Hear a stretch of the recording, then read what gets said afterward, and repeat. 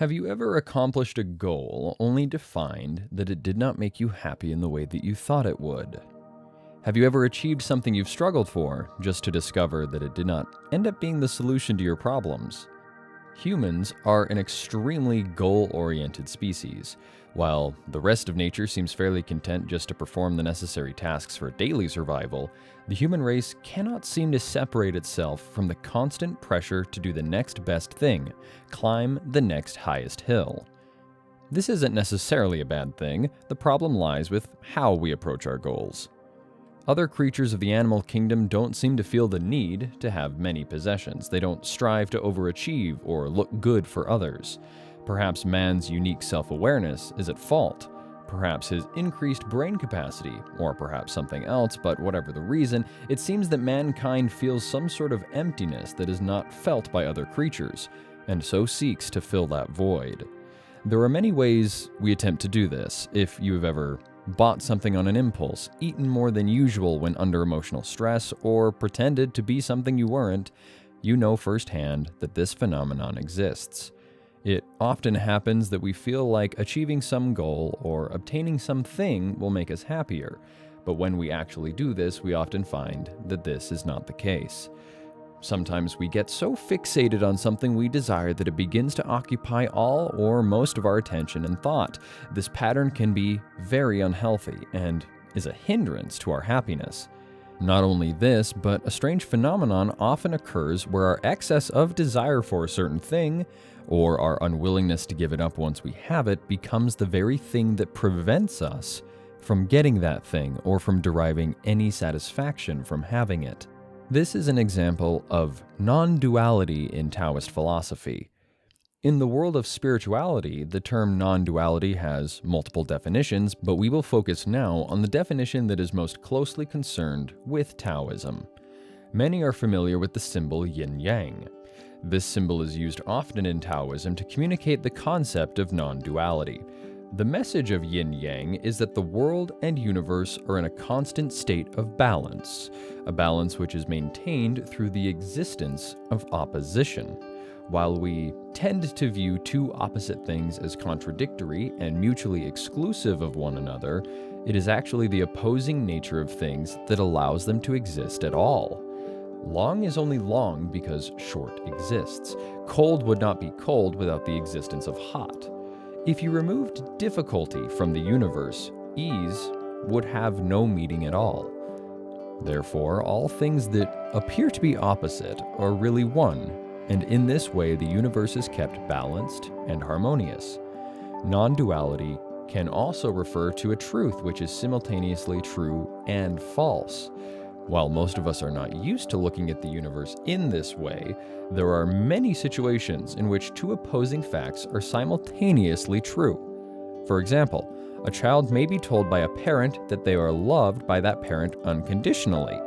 While it may be true that this parent will always have a tie to this child that will never be severed, there are in fact aspects of this child that the parent does not love, such as a tendency to talk back or procrastinate.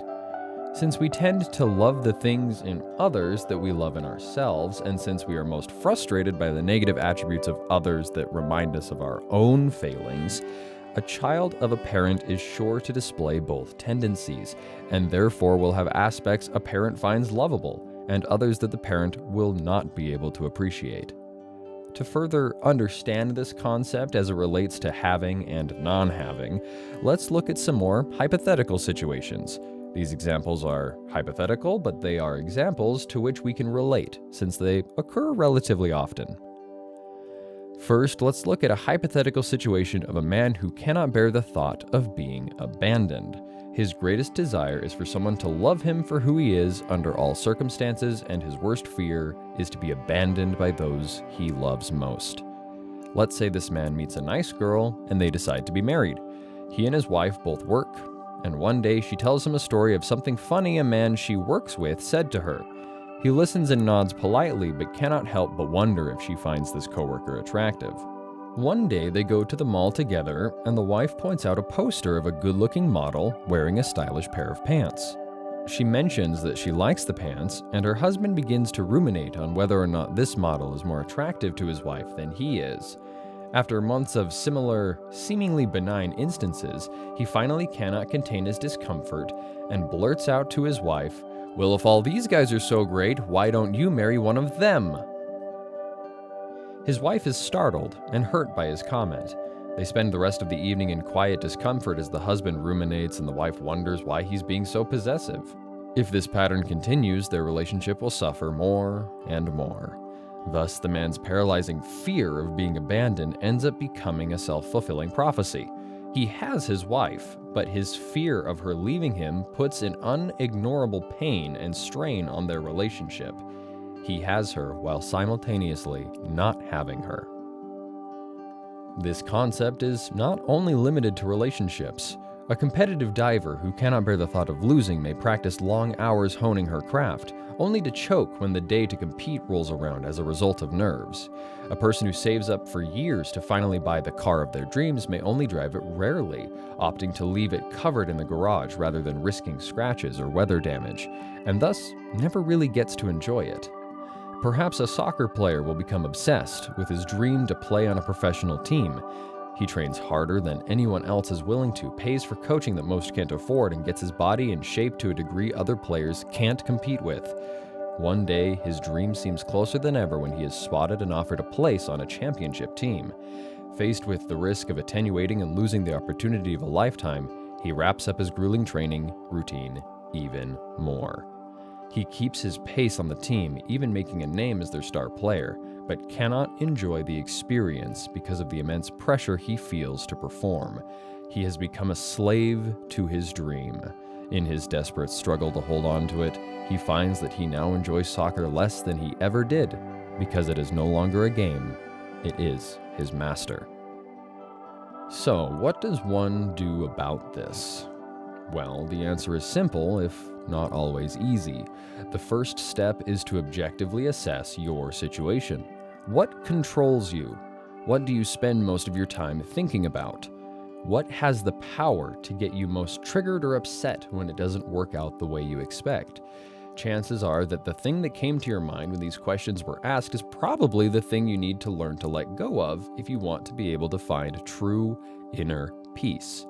Peace cannot exist in a mind that is constantly in turmoil over the future, or whether or not something will happen that is hoped for. In order to experience this, you need to learn to let go of whatever it is that might be causing you so much distress. For some, this thing is approval from others. For others, it is financial security. For many, it is a specific person or loved one they feel they cannot bear to lose. Understand that you can never really have this person or this thing until you learn to let it or them go.